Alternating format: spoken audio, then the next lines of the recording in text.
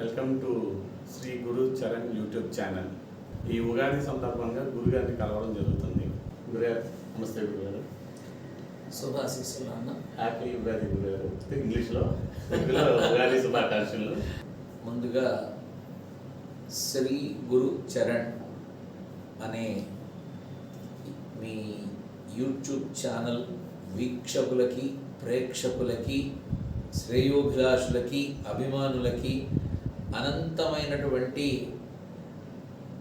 ప్రేక్షక మహాశయులందరికీ ఈ తెలుగు సంవత్సరాది ఉగాది అనే పండగ యొక్క శుభాకాంక్షలు తెలియజేస్తూ, ఈ పండగ అందరి జీవితాల్లో ఒక కొత్త వేదికకి తార్కాణం అవ్వాలని కోరుతూ మనస్ఫూర్తిగా ఆశిస్తూ, ఆకాంక్షిస్తూ ఆశీర్వచనాలు చేస్తున్నాను. ఈ ఉగాది గురించి నాతో మాట్లాడాలని, నన్ను అడగాలని మీరు అడిగినప్పుడు,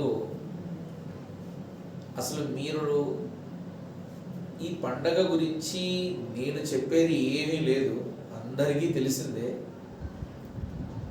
అయితే మీ ఆలోచనలని, మీ యొక్క సందేహాలని ఏదో ఒకటి అర ఉంటాయి, వాటిని తీర్చుకునే ప్రయత్నానికి ఏదో మొక్కకి నీళ్లు పోసినట్టుగా నాకున్న కొద్దిపాటి విడివిడి జ్ఞానంతో నాకు తెలిసిన విషయ సమాచారాన్ని మీకు అందిద్దాం అనుకుంటున్నాను. అందుకే గురుగారు మీ దగ్గరికి వచ్చింది. ఇంకోటి గురుగారు, ఫస్ట్ మొట్టమొదటిగా ఒక సందేహం. ఉగాది అంటే ఏమైనా అబ్రివేషన్ అంటారు ఇంగ్లీష్లో, అలాగా తెలుగులో ఏదైనా దానికి అర్థం ఉందా గురుగారు, లేకపోతే ఉగాది అనేది నార్మల్గా పెట్టేశారు వచ్చిందా? అంటే ఇంతకుముందు ఎప్పుడన్నా ఎవరన్నా చెప్పగా విన్నావా? లేదు గురుగారు, అందుకే డౌట్ వచ్చి అడిగా. అసలు ఉగాది అంటే ఏంటి? ఉగాది అంటే యుగము యొక్క ఆది, అంటే ఒక యుగము యొక్క ప్రారంభమే ఉగాది. అంటే మీకు ఎలా తెలుసు అని అడగచ్చేమో. ఏదో నేను చదువుకున్న కొద్దిపాటి శాస్త్రాలనుకో, గ్రంథాలనుకో, లేకపోతే నా పూర్వీకులు నాకు ఇచ్చినటువంటి వాళ్ళ అనుభవ సారం అనుకో కొంత నాకు తెలుసు. ఆ కొంతకి ఇంకొంత మన వికీపీడియా, ఈ గూగులు, ఇక వరుస పెట్టి డిజిటల్ మాధ్యమాలన్నింటిలోనూ ఇదే ఉంటుంది, ఇంకా వేరే కొత్తగా ఏముంటుంది. అయితే శాస్త్రధర్మం ప్రకారం యుగము యొక్క ఆదిని ఉగాది అని ఉచ్చరిస్తూ వచ్చారు. ఈ ఉగాది అంటే మానవ జీవిత కాలచక్రం, అంటే 60 సంవత్సరాల నుంచి 120 సంవత్సరాల జీవిత కాలచక్రం ఏదైతే ఉంటుందో అదే పునర్నిర్మాణం జరుగుతూ వస్తుంది. అందుకని ఒక్కొక్క సంవత్సరానికి ఒక్కొక్క నామాన్ని నిర్ణయించడం జరిగింది.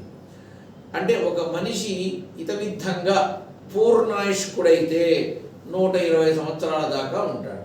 అంటే ఈ సంవత్సరాలు మొత్తం అంతా కలిపి మనకి 2 ఉంటాయి. ఒకటి ఉత్తరాయణ పుణ్యకాలం, 2 దక్షిణాయన పుణ్యకాలం. అంటే 60 అటు 60 ఇటు. అంటే ఒకసారి పూర్తయితే మళ్ళీ తిరిగి ప్రారంభం అవుతుంది. అందుకని ప్రతి సంవత్సరానికి ఒక నామాన్ని నిర్ణయించడం జరిగింది. కాలచక్రానికి అనుగుణంగా దీన్ని ముందుకు తీసుకువెళుతూనే జరుగుతోంది. కాబట్టి ఉగాది అనేది ఏదో నిన్న మొన్నటి వచ్చింది కాదు, అది ఏనాడో, అంటే యుగము యొక్క ఆది ఏనాటి నుంచో ఉంది. ఆ యుగారంభము, యుగము మొదలైనది, ఇవి కాస్త ఈ మొదటి నుంచి ఉంది కాబట్టి ఉగాది అని మారిపోయింది. సో దక్షిణాయన పుణ్యకాలం, ఉత్తరాయణ పుణ్యకాలం ఈ 2 ఉండబట్టి 120 సంవత్సరాల జీవితకాలం చక్రం ఏదైతే ఉందో దానికి తగినట్టుగా నడుస్తుంది అని శాస్త్ర పురాణాలు ఘోషిస్తున్నాయి. గురుగారు ఇంకోటి, ఇప్పుడు పంచాంగం అవి రాస్తారు కదా గురుగారు, అసలు దేని బేస్ చేసి ఆ పంచాంగాలు రాస్తారు? అలా పంచాంగాలు రాసి మనం చాలా మంది, ఇప్పుడు మేమే ఉన్నాము, మేము తీసుకుంటాము, చాలా మంది రాసిన డైరీలు 21st, 22, 22 to 21 అలా అంటే ఇయర్, ఆ సంవత్సరానికి కావాల్సింది చూసి రాశి ఫలాలు అన్నీ రాస్తారు. అంటే ఒక ఆతృత, అంటే ఫ్యూచర్ ఏమవుతుంది, ఏం జరుగుతుంది అని చెప్పేసి ఉంటుంది. మేమే చాలాసార్లు అలా కొని చదివిన రోజులు ఉన్నాయి. అది ఎంతవరకు మనకి మన లైఫ్లో కానీ ఇతరుల పబ్లిక్ అంటే జనాలకు కానీ ఎలా ఇంపాక్ట్ ఉంటుంది?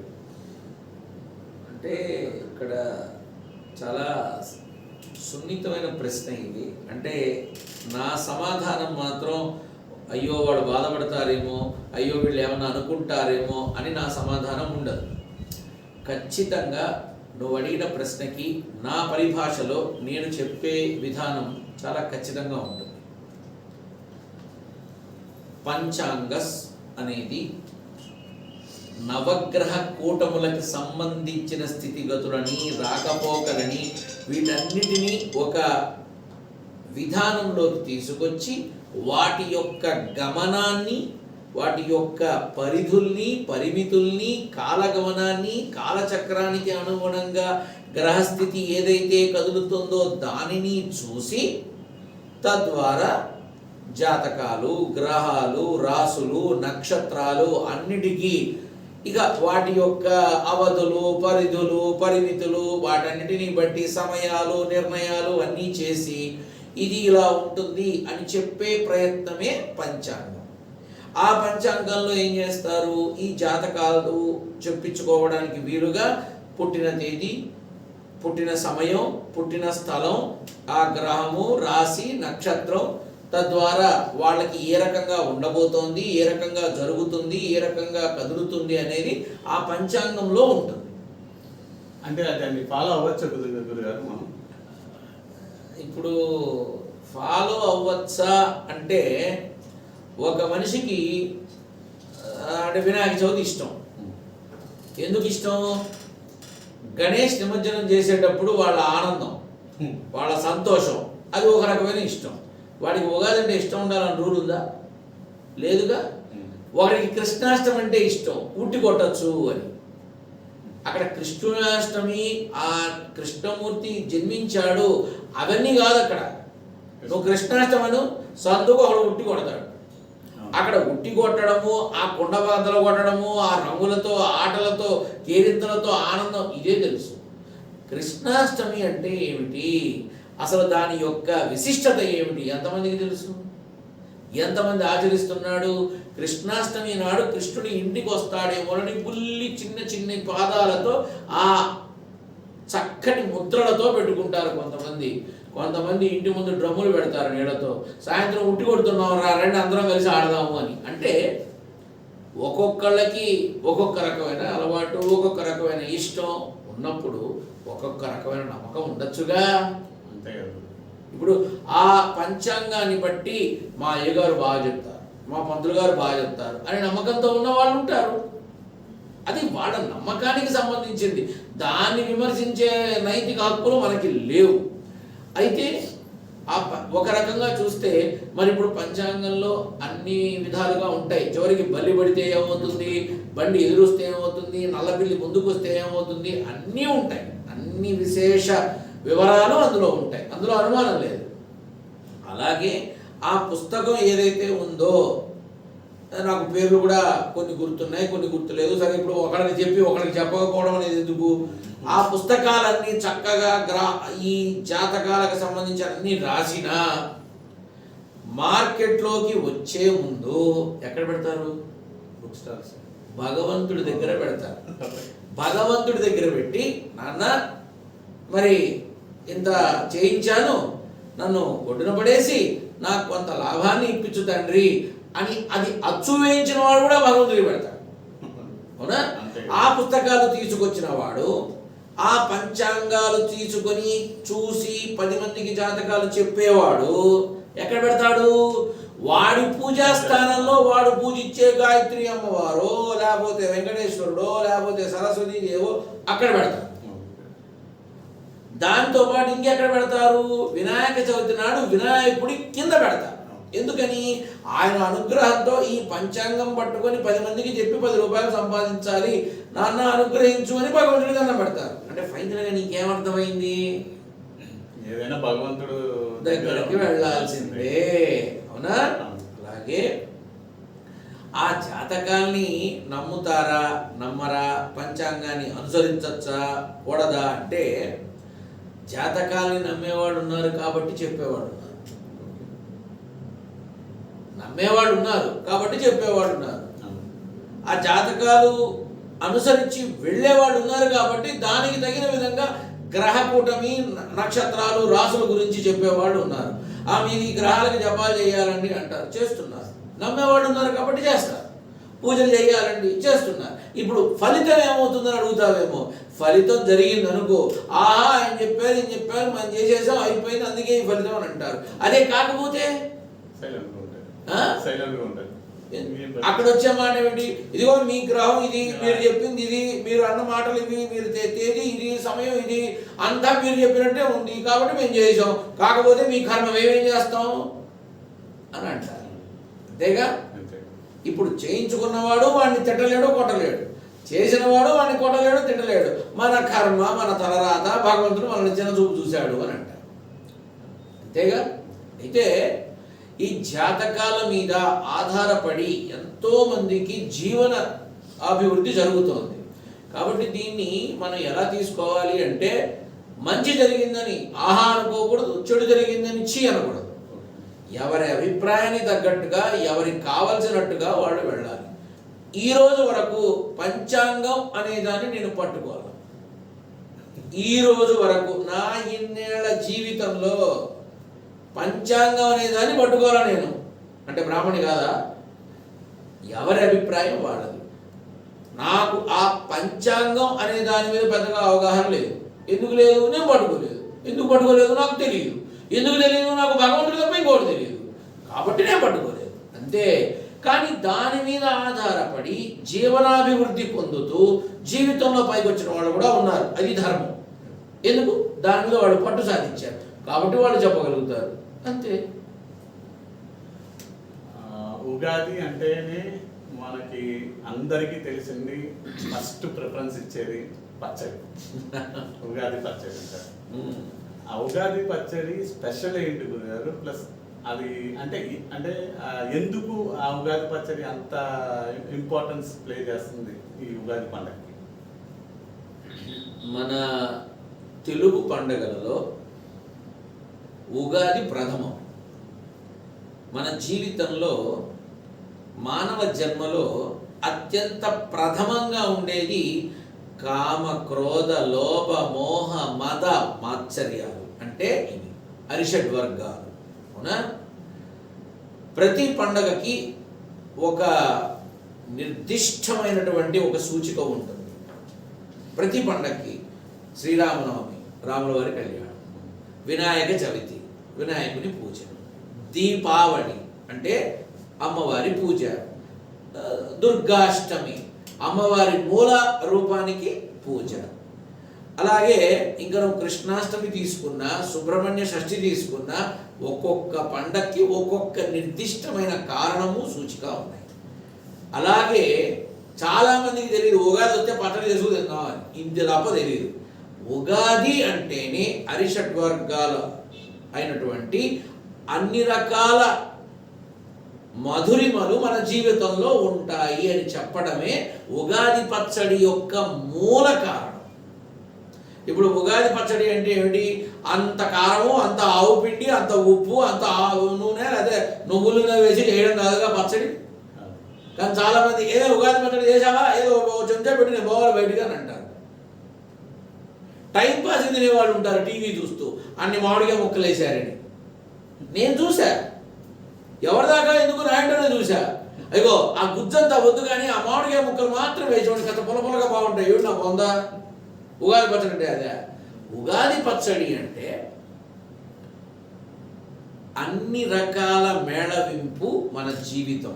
అంటే ఆనందం కావచ్చు, ఆనందం, సంతోషం, సుఖం ఒక కేటగిరీకి వస్తే, బాధ ఒక కేటగిరీకి వస్తే, కోరికలు, వ్యామోహాలు, వ్యసనాలు ఒక కేటగిరీకి వస్తే, బాధ, ఆవేదన ఒక కేటగిరీకి వస్తే, ఇలా రకరకాలుగా ఉంటాయి. ఇందాక చెప్పాల కామ, క్రోధ, లోభ, మోహ, మద, మాత్సర్యం అని అలా అరిషడ్వర్గాలులాగా తీపి, పులుపు, కారం, ఉప్పు, చింతపండు, బెల్లం, ఇలా వీటన్నిటినీ చక్కగా మేళవించి, చక్కగా రంగరించి అన్నీ చేసినాక మామిడికాయని చక్కగా అంత ముక్కలు తరిగి అంత వేప పువ్వుని వేసి మొత్తం కలుపుతారు. ఎందుకని? మన జీవితంలో కూడా వగరు ఉంటుంది, చేదు ఉంటుంది, పులుపు ఉంటుంది, తీపి ఉంటుంది, కారం ఉంటుంది. వీటన్నిటితో పాటుగా అర్థం కాని టేస్ట్ కూడా ఉంటుంది. అంటే ఈ 6 రకాల యొక్క మేళవింపు మన జీవితం అని తెలుసుకోవాలి అని ఆ ఉగాది పచ్చడి యొక్క సారాంశం.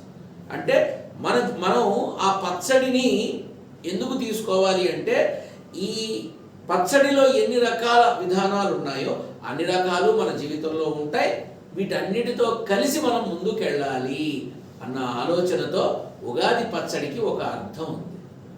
అంటే దీనికి ఏమైనా సైంటిఫిక్ రీజన్స్ ఏమన్నా ఉందంటారా గురుగారు, లేకపోతే ఇది బై ట్రెడిషనల్గా వచ్చిన పద్ధతి అంటారా? అంటే సైంటిఫిక్ రీజను అనేంత పెద్ద మాటలు మనం దాని గురించి మాట్లాడడానికి అక్కడ ఏముంటుంది? పెద్దలు అంటే మన పూర్వీకులు మాత్రం ఉగాది యుగము యొక్క ఆది అని మొదలుపెట్టినప్పుడు అసలు దీని యొక్క మూలాంశం ఏమిటి అని తెలుసుకున్నప్పుడు అన్ని రకాల విధానాలు మన జీవితంలో ఉంటాయి, అందుకు తార్కాణం ఏది అని తెలియపరచడం వల్ల వీటిని అలా ముందుకు తీసుకొస్తూనే ఉన్నారు. అంటే ఇప్పుడు వీటి వల్ల సైంటిఫిక్ అని అంటే ఏమవుతుందంటే, ఒకటి మన శరీరంలో ఉన్నటువంటి కొన్ని అవయవ సమీకరణలలో ఈ పులుపు, ఈ తీపి, ఈ కారం, ఈ వగరు, ఈ చేదు ఇవన్నీ కొంత మంచి చేస్తాయి అని అంటారు. అంటే రోగ నియంత్రణ శక్తికి ఇది మూలం అంటారు. ఇది వైద్య శాస్త్రంలో ఉందో లేదో నాకు తెలియదు, నా శాస్త్రంలో మాత్రం ఒకటి ఉంది. ఇది తింటే మాత్రం అంటే నా పెద్దవాళ్ళు అంటే మా నాయనమ్మ గారు, మా తాతగారు వాళ్ళు నాకు అప్పట్లో బలవంతంగా ఎందుకు తినిపించేవాళ్ళు అంటే కడుపులో ఏమన్నా నులిపురుగులు ఉంటే పోయి వస్తాయి అని అనేవాళ్ళు. ఈ మాట అనేవాళ్ళు ఆనాడు. అంటే అప్పట్లో మా చిన్నతనంలో బెల్లం పప్పుండలు, బెల్లంతో చేసినవి, తొక్కుడు లడ్లు, ఇలా ఏది పడితే అది అడ్డమైన గడ్డి తినే అలవాటుగా అమ్మ నాయనమ్మ నాకేదే, నాయనమ్మ నాకు ఇవ్వవే అని తినేవాళ్ళం కదా. ఈ రవ్వ లడ్డు, కొబ్బరి లడ్డు, కొబ్బరి లోజులు, సున్నుండలు ఇవన్నీ తినేవాడు, ఏది పడితే అది తినేవాడు. సో అప్పట్లో పల్లెటూర్లలో ఇలాంటి పదార్థాల్లో అరాకొర, చిన్న చితక ఇవి ఉంటాయి. అవి నులుపురుగుల్లాగా ఉంటాయి. మూత్రంలో కాదు కానీ మల విసర్జనప్పుడు ఇవి బయటికి వస్తాయి. దేని వల్ల వస్తాయి? కొన్ని ఆయుర్వేదపు మందుల వల్ల వస్తాయి. అయితే అప్పట్లో ఏం చేసేవాళ్ళు అంటే ఈ పచ్చడి తినండి పెద్దవాళ్ళకి లోపల ఉన్నంతా బయటకు వస్తుందని అంటారు. అది నిజమోపదో నాకు తెలియదు కానీ రోగ నియంత్రణ శక్తికి దోహదపడుతుంది. కడుపులో ఉన్న అక్కర్లేని పనికి మారినవన్నీ బయటకు రావడానికి అవకాశం ఏర్పడుతుంది. ఇంగ్లీష్లో చెప్పాలంటే ఇమ్యూనిటీ పవర్ బాగా ఎక్కువ అవుతుంది. మరి ఎంత ఎక్కువ అవుతుందో నాకు తెలియదు కానీ ఇది ఒక రకంగా చెప్పాలి అంటే శరీర అవయవ నిర్మాణం ఏదైతే ఉందో అందులో ఊపిరితిత్తుల దగ్గర నుంచి కాలేయం దగ్గర నుంచి మూత్రపిండాల వరకు మాత్రం కొంత ఉపయోగపడుతుంది. ఎంత తింటే అంత మంచిది అని అంటారు.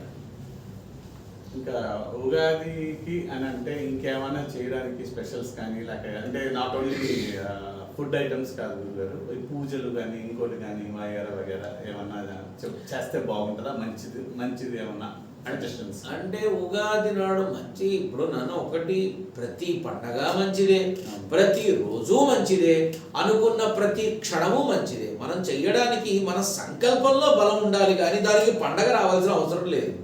అయితే ఉగాది నాడు కొంత ఏం చేస్తారు అంటే ఆ రోజు మన తెలుగు సంవత్సరాది, హ్యాపీ న్యూ ఇయర్ కాదు సుమా, మన తెలుగు సంవత్సరాది ఉగాది ఆ రోజు నాడు ఏదన్నా ఒక కార్యక్రమాన్ని మొదలు పెట్టడము, ఒక దుర్వ్యసనాన్ని వదిలిపెట్టడము, ఒక మంచి అలవాటుని చేసుకోవడము, ఇలాంటివి ఏమన్నా చేస్తే ఇక ఆ సంవత్సరం పొడుగుతా చేస్తారు అని ఏదో మానవులు లేదు, ఏదో సెంటిమెంటు ఆయింట్మెంటు ఏవో ఉంటాయి.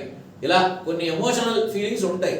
అంటే ఇక్కడ ఏం చేస్తారంటే ఆ రోజు ఈ పంటల వాళ్ళు, పొలాల వాళ్ళు కొన్ని కార్యక్రమాలు మొదలు పెడతారు, నాటు వేయడము ఏదో మొదలు పెడతారు.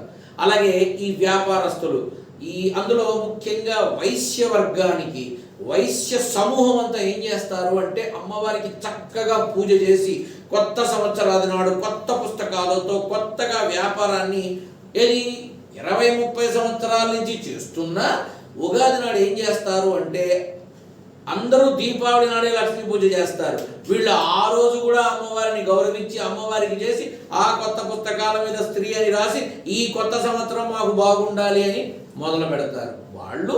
అలాగే అందరూ కూడా ఈ కొత్త సంవత్సరం నాడు మనం ఈ అలవాటు చేసుకుందాం, మనం ఈ మంచి పని మొదలు పెడదాం, ఈ మంచి కార్యక్రమం మొదలు పెడదాం, మనం ఈ వ్యాపారం మొదలు పెడదాం అని ఏదో వాళ్ళ వాళ్ళ అభిప్రాయాలకు తగ్గట్టుగా ఆలోచనలకు తగ్గట్టుగా ఆ రోజు నుంచి మొదలు పెడతారు అంతే.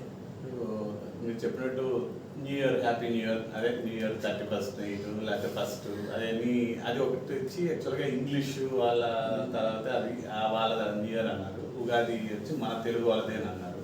ఇప్పుడు వాటికి అంటే న్యూ ఇయర్కిను ఉగాదికిను ఏదైనా డిఫరెన్స్ ఉందా గురుగారు? లేకపోతే రెండు వాళ్ళ వాళ్ళ పద్ధతిలో వాళ్ళ న్యూ ఇయర్, మన పద్ధతిలో మన ఉగాది రెండు ఒకటేనా?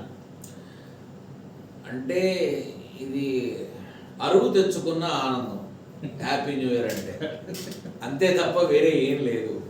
ఇది మన తెలుగు సంస్కృతికి, తెలుగు నడవడికకి, మన యొక్క తెలుగు తేజమైనటువంటి మన భారతావనికి అత్యంత మూలం ప్రథమం. మన సంస్కృతి, మన సాంప్రదాయం, మన గౌరవం అంతా కూడా మన ఈ భారత సంస్కృతిలోనే ఉంది. అంటే మన పండగ, మన నూతన సంవత్సరం అంటే మన ఉగాది. ఇక రెండో మాట లేదు ఇక్కడ, నేనేమని చెప్పడానికి. ఇది అందరికీ తెలిసిందే, అందరూ చెప్తుంది, అందరూ చూస్తుంది. ఇక కొత్తగా నేను చెప్పేది ఉంది. కానీ హ్యాపీ న్యూ ఇయర్ అనేది మాత్రం అక్కడ యుఎస్ నుంచి నువ్వు సిస్టంలో డౌన్లోడ్ చేసుకున్న ఫైల్ లాగా అక్కడి నుంచి డౌన్లోడ్ చేసుకున్న పండగ అది. అంటే అది పండగ అంటారు లేకపోతే ఒక ఎంజాయ్మెంట్? మరీ బాగుందయా, ఇంగ్లీష్ వాడికి అదే పండగ, ఇంగ్లీష్ వాడికి అదే పండగ, మనకు కాదుగా. కానీ వాడి పేరు చెప్పుకుని వీళ్ళు చేసుకుంటున్నారు. ఎంతమంది అమెరికన్స్ ఉన్నారు ఇండియాలో, ఎంతమంది చేస్తారు? అది చేసేది అక్కడ. కానీ 31st నైట్ ఈ మధ్యం ఏరులై పారుతుంది.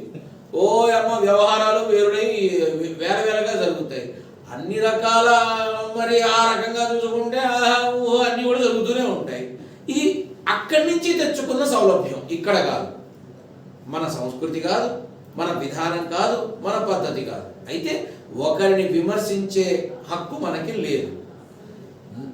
హ్యాపీ న్యూ ఇయర్ అని మనం అంటాం, క్యాలెండర్ ఇయర్ అని వాళ్ళు అంటారు. వాళ్ళు ఇక్కడ చేస్తున్నట్టుగా ఏమి చేయరు, చాలా ఒక క్లాస్గా చేసుకుంటారు హ్యాపీ న్యూ ఇయర్ అనేది. ఇండియాలో జరుగుతున్నట్టు ఎక్కడ జరగదు ఆయన. హ్యాపీ న్యూ ఇయర్ అనేది డిసెంబర్ 31st నైట్ అనేది మన ఇండియాలో జరిగినట్టు భారతావనిలో ఎక్కడ జరగదు. అంత బ్రహ్మాండంగా జరుగుతుంది. మనం అప్పు తెచ్చుకున్న పండగ ఇది, అర్థమైందా? మనం డౌన్లోడ్ చేసుకున్న పండగ మన సంవత్సరాది ఉగాది. ఇది జనవరి 1. అక్కడ కొంతమంది ఈ జనవరి 1 నుంచి నేను ఎలా ఉంటా, ఈ జనవరి 1 నుంచి నేను ఎలా చేస్తా, ఈ జనవరి 1 నుంచి నేను బాగా చదువుకుంటా. ఎప్పుడు చదివినా ఒకటే. కాకపోతే అది happy new year, calendar year ఏవో ఉంటాయి ఆ పద్ధతులు అవి. అయితే అక్కడి నుంచి ఇక్కడ చేసుకుని మద్యపానం తీసుకుంటారు, చక్కగా మాంసాహారం తీసుకుంటారు, ధూమపానం తీసుకుంటారు. ఇంకా ఒక అడుగు ముందుకేస్తే అంగరంగ వైభవంగా అన్ని అనుభవాలు, అన్ని భోగాలు అన్ని అనుభవిస్తూనే ఉంటారు. అయిపోయింది కదా. మరి పక్క రోజు కూడా చేస్తాడుగా, తర్వాత చేస్తాడుగా. ఉగాది రోజు చేస్తారా? చెయ్యరుగా. ఉగాది రోజు చేయరు. కానీ 31st నైట్ మాత్రం ఎవ్రీడే ఫస్టే. 365 రోజులు మన ఇండియాలో అందరికీ 31st నైటే. 100కి 80% చేస్తారు అదే పద్ధతిలో. కానీ ఉగాది రోజు ఉగాది పచ్చడి చేస్తారా? తేడా తెలిసిందా? అరువు తెచ్చుకున్న పండగది, మన సంవత్సరాది ఉగాది, మన సంస్కార భారతావని చేసుకుంటున్న పండగ ఇది. తేడా లేదు. మరి ఉగాది రోజు మనం అంటే లైఫ్ ఇంకా బాగా ఉండాలి అనడానికి, చేయడానికి, అభివృద్ధి చెందడానికి ఇంకేమన్నా చేస్తే మనకి ఇంకా బాగుంటుంది అనే సూచనలు ఏమైనా చెప్పగలుగుతారు?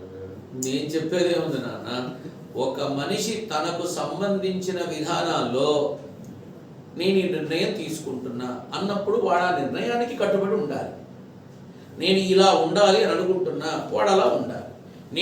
నేను ఈ సంవత్సరంలో తీసుకునే నిర్ణయం, నా పిల్లల్ని వదిలిపెట్టి ఉండను, హాస్టల్లో పడేయను, నా దగ్గరే ఉండి చదివించుకుంటాను, మంచి నిర్ణయం.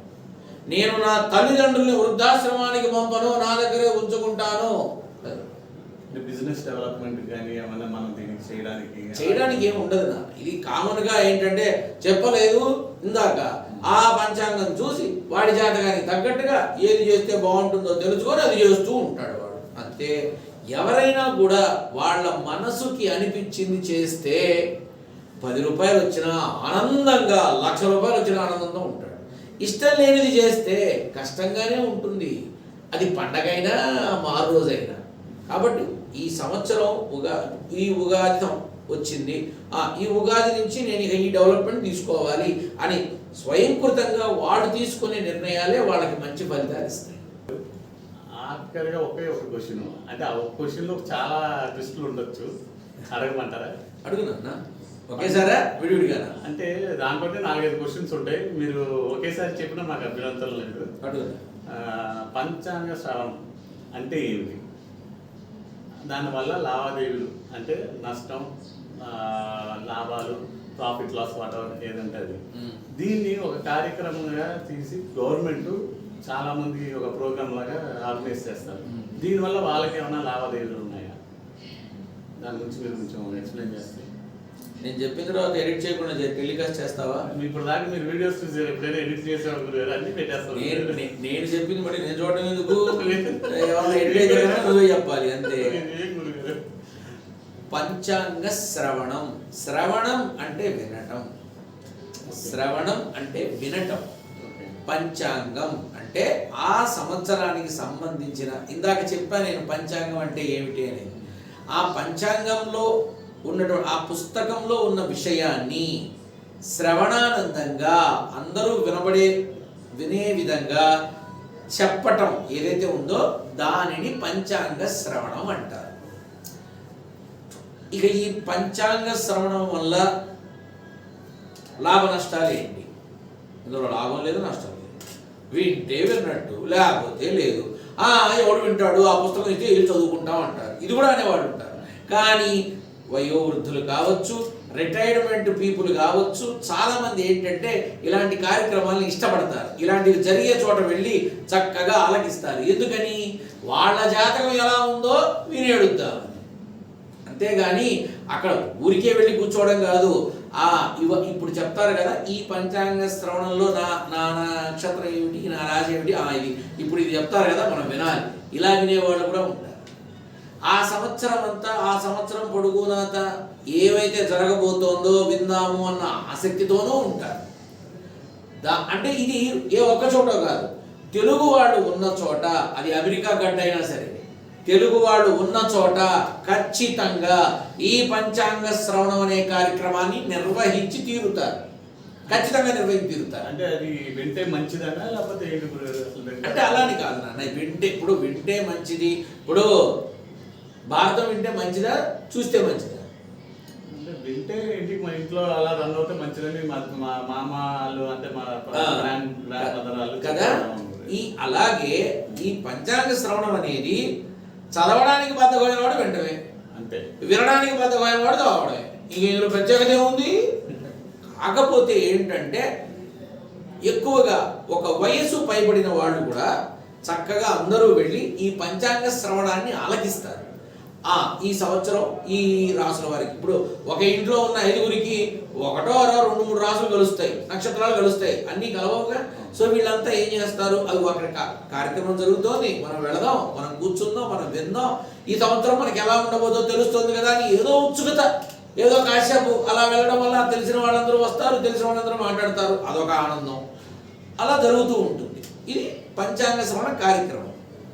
ఇంకొకటి, నువ్వు ఈ పంచాంగ శ్రవణం అనే దాన్ని ఒక కార్యక్రమంగా చేస్తారు. అవును, ఎందుకంటే ఈ పంచాంగ శ్రవణం రోజు నాడే సహస్రావధానం ఇలాంటి కొన్ని కార్యక్రమాలు పెడతారు. అంటే మంచి నైపుణ్యులైనటువంటి వాళ్ళంతా వచ్చి సహస్రావధానం చేస్తారు. అంటే ఇదివరకు శ్రీకృష్ణదేవరాయలు గారి సభలో ఈ మహాకవులంతా కూర్చొని ఎలాగైతే చేసేవాళ్ళు చర్చా కార్యక్రమాలు కానీ, సభా కార్యక్రమాలు కానీ, అలాగే సహస్రావధానం అంటే ఒక పదం మీద ఇక వాళ్ళు అందుకుంటూ వెళ్ళి మాట్లాడడం. సరే, ఇప్పుడు ఆ విషయం అంతా మనకి ఎందుకు, మన పంచాంగం గురించి మాట్లాడదాం.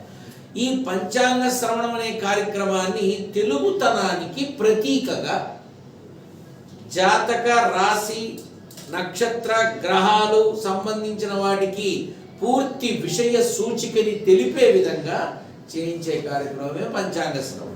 మరి దీనికి గవర్నమెంట్ ఒక ఇన్వాల్వ్మెంట్ ఏంటి గురుగారు?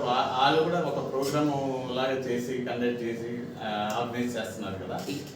ఇక్కడ అంటే ప్రతి చోట అంటే మిగతా వాళ్ళని పక్కన పెడితే ఖచ్చితంగా మన తెలుగు వాళ్ళు ఉన్న చోట మన తెలుగు రాష్ట్రాల్లో ప్రభుత్వాలు ఏర్పాటు చేస్తాయి పంచాంగ శ్రవణము అని. ఇక్కడ నేను ఒక మాట ఖచ్చితంగా చెప్పాలి. నేను 2018లో చెప్పా, ఈ ఉగాది నాడు పంచాంగ శ్రవణం ఇది అని చెప్తే ఇవి జరగవు అని చెప్పారు.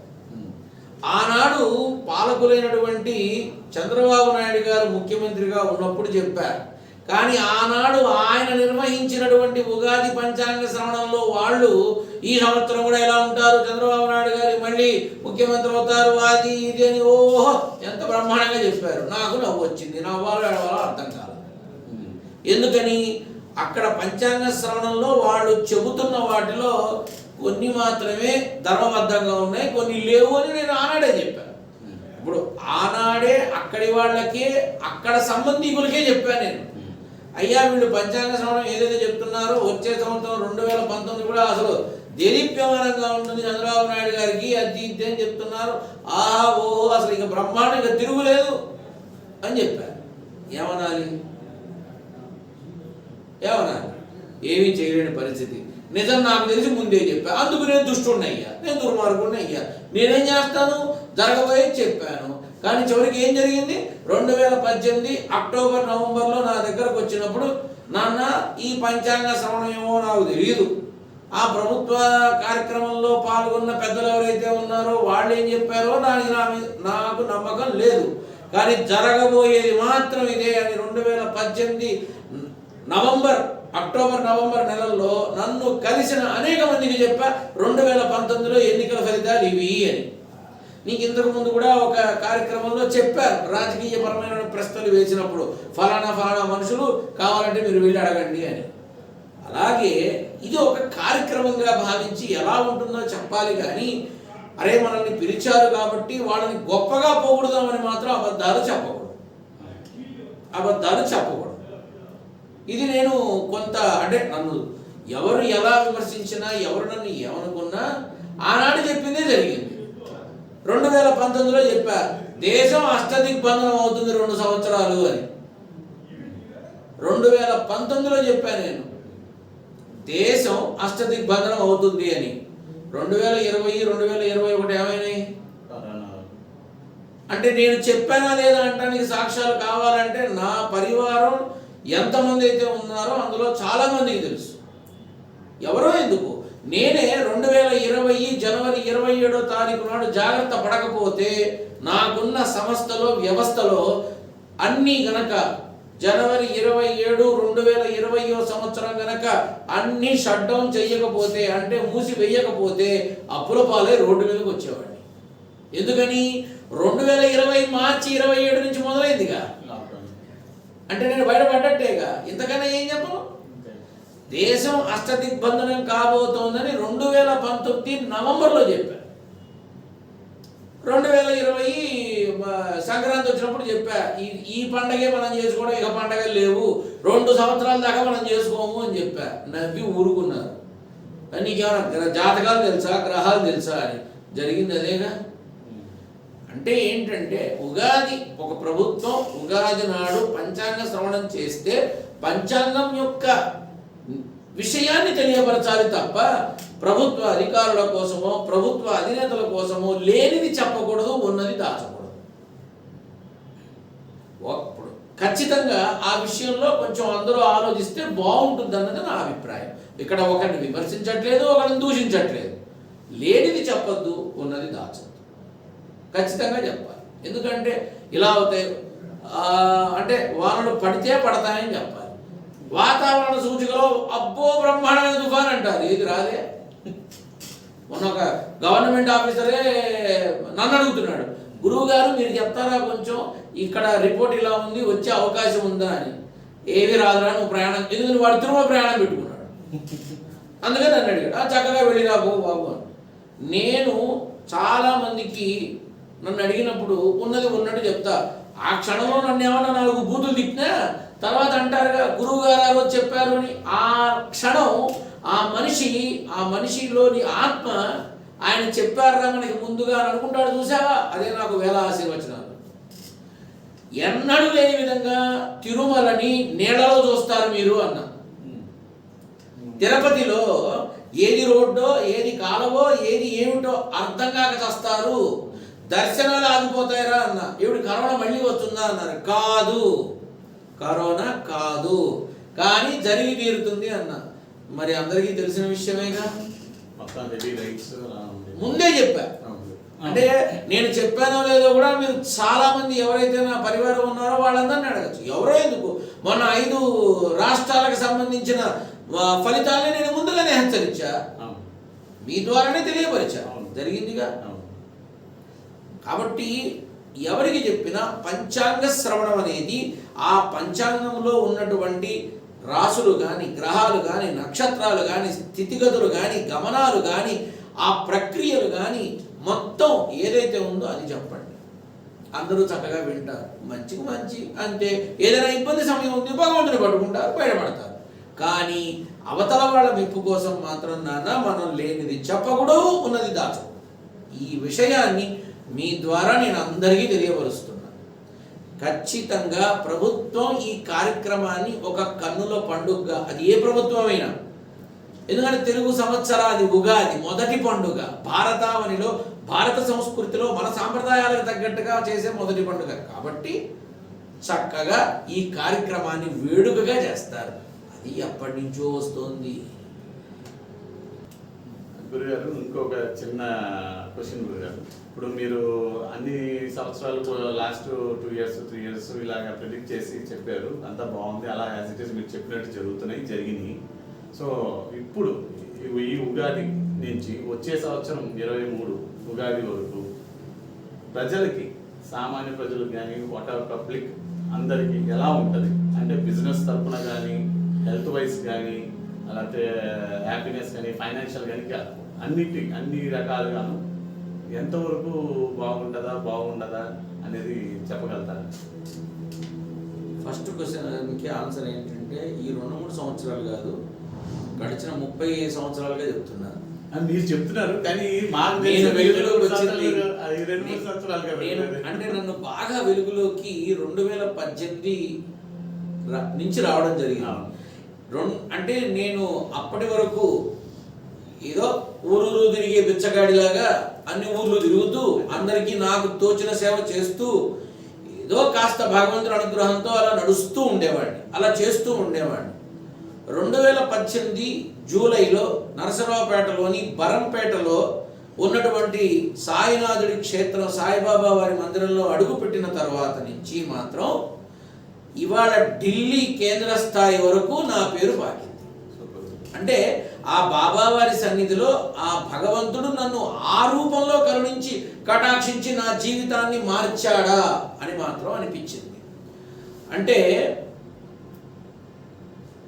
ఆ రోజు నుంచి ఈ రోజు వరకు నా జీవిత అభివృద్ధి కానీ, నా ఎదుగుదల కానీ, అప్పటి నుంచి నేను ఎక్కుతున్న మెట్లు కానీ ఎక్కుతున్న కొద్దీ భయాన్ని పెంచుతున్నాయి. ఇంకెక్కడికి వెళతాను, నాకు వద్దురా బాబు అని. ఎందుకని 4 గోడల మధ్య ప్రశాంతంగా నా నాన్న నామస్మరణతో నలుగురికి ఉపయోగపడే విధంగా సేవ చేసే నేను ఇవాళ నలుదిక్కుల 4 రాష్ట్రాలకి కేంద్ర ప్రభుత్వానికి సంబంధించిన అధికారులు కానీ, రాజ్యసభ పార్లమెంటు మెంబర్లు కానీ, కేంద్ర మంత్రులు కానీ, ఇంత కీలకమైన వ్యక్తులతో ఒక అనుబంధం ఏర్పడి నేను వాళ్ళకి ఒక గురుస్థానంలో నిలబడ్డా. నేను గురువుని కాదయ్యో, గురుస్థానంలో నిలబడ్డ ఒక మామూలు మనిషిగా నాకు ఇదంతా కూడా ఆ స్థలం నుంచే, నరసరావుపేటలోని బరంపేటలో బాబావారి దేవస్థానం నుంచే నాకు వచ్చింది. ఇప్పుడు నువ్వు అడిగింది ఈ సంవత్సరం ఎలా ఉండబోతోందని. ఈ సంవత్సరం శుభకృతనామ సంవత్సరంగా పిలువబడుతోంది. నీకు అక్కడే తెలిసిపోయింది ఈ సంవత్సరం శుభం జరగబోతోంది అని. అంటే రాష్ట్రాల పరంగా, తెలుగు రాష్ట్రాల పరంగా మాట్లాడుకుందాం, మిగతాది మనకొద్దు. ఇప్పుడు తెలుగు రాష్ట్రాల పరంగా చూస్తే తెలంగాణలో కొన్ని రాజకీయ సమీకరణలు జరుగుతాయి, కొంత రాజకీయ పరమైనటువంటి దాన్ని ఏమంటారు చర్చలు కానీ గొడవలు కానీ ఇబ్బందులు కానీ దారితీస్తాయి. విపరీతమైన హోరాహోరీ యుద్ధం ఆగస్టు నుంచి ఉంటుంది, విపరీతమైన యుద్ధం ఉంటుంది. డిసెంబర్ 10 తర్వాత ఏది ఎలా మారుతుందో కూడా ఎవరూ ఊహించలేరు. నాకు తెలుసు, కానీ నేను చెప్పకూడదు, అది ధర్మ విరుద్ధం. డిసెంబర్ 10కి 3 నెలలు ముందుకు వస్తే అప్పుడు చెప్తాను. ఓకే, అయితే తెలంగాణలో మాత్రం కొంత ప్రజా జీవనంలో ఆహ్లాదం ఉంటుంది, ఆనందం ఉంటుంది, సంతోషం ఉంటుంది. అయితే కొన్ని 2-3 ప్రమాదాలు మాత్రం భారీ నష్టానికి దారితీస్తాయి. అంటే తెలంగాణ స్టేట్ పరంగా 2 లేదా 3 భారీ ప్రమాదాలు. అంతకుముందు ఒకనాడు ఇలాగే మన 2 ఏళ్ల క్రితం 3 ఏళ్ల క్రితం చెప్పా సరిగ్గా సమయం, ఆంధ్రాలో ఒక 4-5 ప్రమాదాలు తీవ్రమైన పరిణామాలు ఇస్తాయి అన్నట్టుగానే అదేదో గ్యాస్ బ్లో అయింది, ఒంగోలు దగ్గర ప్రమాదం అయింది, తర్వాత సముద్రం దగ్గర ఇంకోటి ఏదో అయిందిట. అయితే అంటే ముందుగా చెప్పాను, అది నా అలవాటు. నేను వెళ్ళి అక్కడ నుంచి కాపాడలేదుగా, నేనేమి సినిమాలో హీరోని కాదుగా, ఇట్టా అనగానే ఆగిపోవడానికి. నాకు మంత్రాలు రావు, తంత్రాలు రావు. జరిగే కర్మని ఎవరు తప్పించలేరు అని దాని అర్థం. అట్లాగే ఈ సంవత్సరంలో 2 ప్రమాదాలు మాత్రం తప్పనిసరిగా జరుగుతాయి.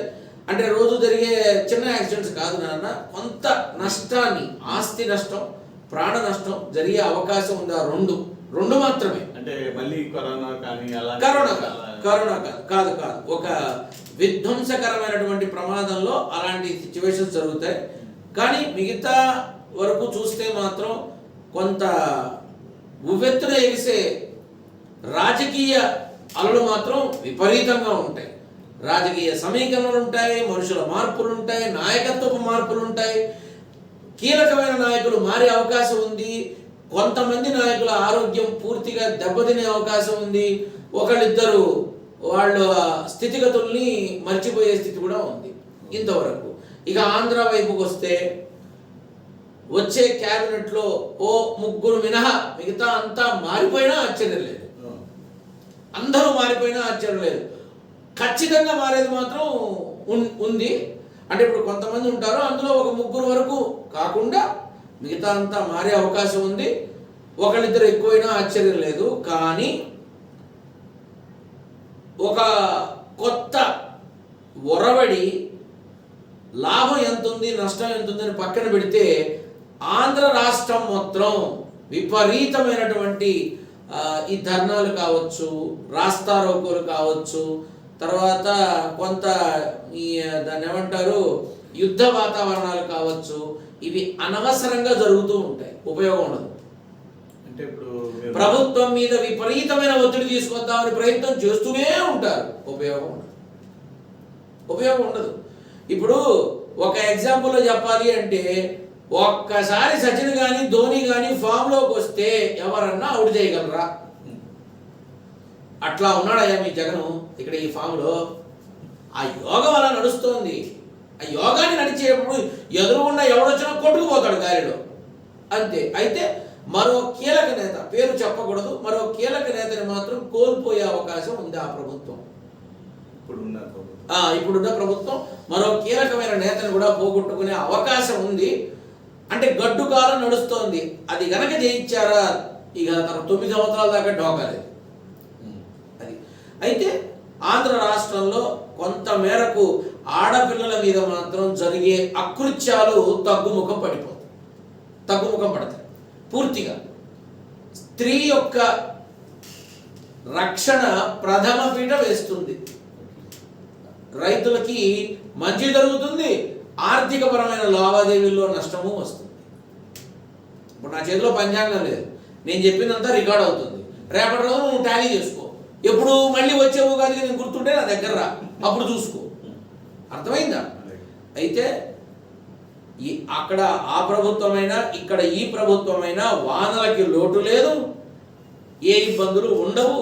పంటలకి మాత్రం 82% మాత్రమే ఫలితం వస్తుంది, 100కి 100% రాదు. ఖచ్చితంగా జూన్ మొదటి వారం వరకు ఎండలు తాట తీస్తాయి. ఎండల వల్ల ప్రాణ నష్టం జరిగి తీరుతుంది, ఖచ్చితంగా ప్రతి సంవత్సరం జరిగినట్టుగా ఒకటి అలా కాదు, ఖచ్చితంగా జరుగుతుంది. ఆ తర్వాత నుంచి మాత్రం తగ్గుముఖం పట్టే అవకాశం ఉంది.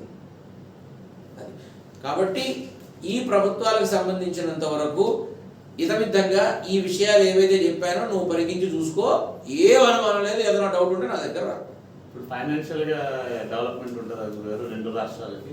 రెండు రాష్ట్రాల్లో ఇప్పుడు ఫైనాన్షియల్ డెవలప్మెంట్ ఏదైతే ఉందో, తెలంగాణకి సంబంధించి ఇరిగేషను, సివిలు, వాటరు, ఫుడ్ వీటికి సంబంధించిన ఒక యుద్ధం నడుస్తుంది. ఫైనాన్షియల్గా ఖచ్చితంగా నడుస్తుంది, ఎవడు కాదన్నా నడుస్తుంది. ఇక్కడ ఒకటంటే అక్కడ ఇంకోటి అంటారు, అక్కడ ఒకటంటే ఇక్కడ కాదు అంటారు. ఈ యుద్ధం మాత్రం బ్రహ్మాండంగా నడుస్తుంది. ఆంధ్ర వరకు వచ్చేసరికి మాత్రం పిల్లలకి సంబంధించినటువంటి వికాసం ఉంటుంది, విద్య ఎదుగుదల ఉంటుంది. విద్యా బోధనలో మాత్రం చాలా మార్పులు వస్తాయి. ఆంధ్రాలో విపరీతమైన మార్పులు వస్తాయి. చెప్తున్నాను కదా, స్త్రీ సంరక్షణలో ప్రథమ పీఠం ఉంటుంది. పిల్లలకు సంబంధించిన విద్యలో ఇంకొక అడుగు వేస్తారు. అంతేకాకుండా రానున్న రోజుల్లో ఆంధ్రాలో ఎక్కువ శాతం బడుగు బలహీన వర్గాలకి ప్రాధాన్యత సంతరించుకుంటుంది. ఇది మాత్రం జరిగి తీరుతుంది. అంటే ఇప్పుడు ఎన్నికల ఫలితాలు, వచ్చే ఎన్నికల ఫలితాలు ఇప్పుడు అడగద్దు, నాకు తెలుసు నువ్వు అడిగే ప్రశ్న అదే.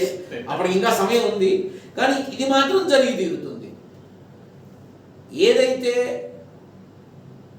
చెప్పడం జరిగిందో అంటే చాలామంది చాలా రకాలుగా ఇది అన్నమాటే, యాదగిరిగుట్ట ప్రారంభోత్సవానికి నరేంద్ర మోడీ గారు వస్తారు అన్నారు. చాలా మంది నాకు ఫోన్ చేసి, అయ్యా మీరు రారని చెప్పారు, మీకు ఎట్ట తెలుసు, మీకు ఏమన్నా మోడీ గారు చెప్పారా అని చాలా మంది అడిగారు నన్ను. ఇగో నాకు తెలియదు, నాకు సంకల్పమే నేను చెప్పాను అన్నా. ఖచ్చితంగా కేసీఆర్ చేతుల మీదే యాదగిరిగుట్ట ప్రారంభం జరుగుతుంది. బాలాలయం నుంచి అంతరాలయ దర్శనం మొదలయ్యేది కూడా కేసీఆర్ చేతుల మీదే. కేసీఆర్ గారే ఆయన కుటుంబంతోనే ప్రారంభిస్తారు, ఇంకా ఏ నాయకుడు కాదు. 6 నెలల క్రితం చెప్పారు. ప్రారంభం అనేది మార్చి 18 తర్వాత ఉంటుంది, కానీ ఈ లోపల ఉండదు. చాలా మంది చాలా రకాల మాటలు కూడా మాట్లాడారు ఆయన ఆరోగ్యం గురించి. ఏమీ లేదు, కేసీఆర్ గారే చేస్తారు అని కూడా చెప్పారు. జరిగింది అదేగా. ఎంతో మంది ఇతర ప్రధాన మన నరేంద్ర మోడీ గారు వస్తారు, వేరే దేశాల వాళ్ళు వస్తారు, ఎవరు రారు. ఆయన తెలంగాణ మాత్రమే ఉంటుంది, తెలంగాణ అధిపతి మాత్రమే చేస్తారు, ఆయన కుటుంబంతోనే ప్రథమ దర్శనం అవుతుంది అని అన్నా. అదే జరిగింది. అలాగే ఇప్పుడు నేను చెప్పినవి మళ్ళీ ఉగాది లోపల అన్ని రికార్డ్ చేశావు కదా, అప్పుడప్పుడు చూస్తూ ఉండు, నీకు తెలుస్తూ ఉంటాయి. ఏదైనా డౌట్ ఉంటే గురుగారు మీరు చెప్పింది జరగలేదని నాకు చెప్పు, ఏదైనా ఉంటే చెప్పు, తప్పకుండా ఉండదు అని నాకు కన్ఫామ్గా తెలుసు. మీ దగ్గర చాలా విషయాలు తెలుసుకున్నాను గురుగారు. ఇందాక ఆఖరి క్వశ్చన్ అని చెప్పేసి దాని తర్వాత ఇంకా 4-5 క్వశ్చన్లు అడుగుతాను. మీతో మాట్లాడుతూ ఉంటే ఇంకా సందేహాలు వస్తానే ఉన్నాయి, మీరు అది తీరుస్తానే ఉన్నారు. చాలా ధన్యవాదాలు గురుగారు. ఉగాది గురించిను అన్నిటికన్నా ఇవాళ యాదృచ్ఛికమో అనూహ్యమో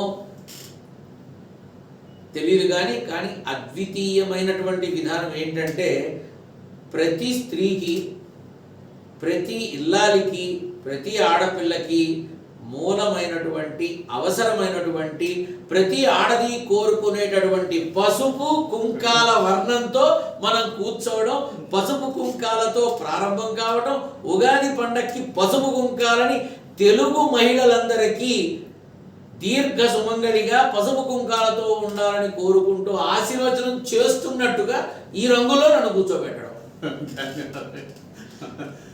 ధన్యవాదాలు గురుగారు. శుభాశీస్సులు నాన్న. శ్రీ గురు చరణ్ అనే ఈ యూట్యూబ్ ఛానల్ ద్వారా మరోసారి మీ అందరినీ ఈ రకంగా కలిసే అవకాశం, పండగ కారణంతో 10 మందికి ఉపయోగపడే విధంగా ఏదో 4 మాటలు నాకున్న మిడిమిడి జ్ఞానంతో చెప్పే అవకాశం రావటం నిజంగా అదృష్టం. మీరందరూ ఈ కార్యక్రమాన్ని, ఈ ఉగాది యొక్క విషయాలని, సూచికలని పరిగణలోకి తీసుకొని నచ్చింది వినండి, నచ్చకపోతే తీసేయండి. కానీ ఒకటి మాత్రం చెప్తున్నాను సుమా, ఇలా ఎన్నో విషయాలని కూలంకుషంగా కుండ బద్దలు కొట్టినట్టు చెప్పడానికి నేను వెనకాడను. చాలామంది మీ సందేహాలను అడుగుతున్నారు, ఛానల్ వారి ద్వారా నన్ను కలవాలని చూస్తున్నారు. తప్పకుండా అవకాశం ఉన్నప్పుడు సమయం ఇచ్చి అందరినీ కలుస్తాను. కానీ నన్ను కలిస్తే ఒక సలహాదారుడిగా మీకు ఉపయోగపడతానేమో. అదే భగవంతుడిని నమ్మితే మీ జీవితం అంతా బంగారుమయంలా ఉంటుంది. మీ అందరికీ నేను చెప్పేది ఒక్కటే, శ్రీ గురు చరణ్ ఛానల్ ద్వారా ఈ కార్యక్రమాలను చూస్తూ మీ అందరూ ఇందులో సభ్యులుగా మారి ఆ జయగంటని మోగించి అందరూ కలిసి ఒక వసుదైక కుటుంబం కావాలని కోరుకుంటున్న నాకు ఆ అవకాశాన్ని ఇస్తారని, అందరికీ ఆశీర్వచనాన్ని అనుగ్రహాన్ని భగవంతుడు అందించాలని కోరుకుంటూ మంగళాశాసనాలు తెలుపుతూ ప్రేక్షకులకి వీక్షకులకి చూసే ప్రజా సంక్షేమ సహాయకులకి అందరికీ తెలుగు సంవత్సరాది ఉగాది శుభాకాంక్షలు తెలియపరుస్తూ ఆశీర్వచనం చేస్తున్నాను. శుభాశీస్సులు.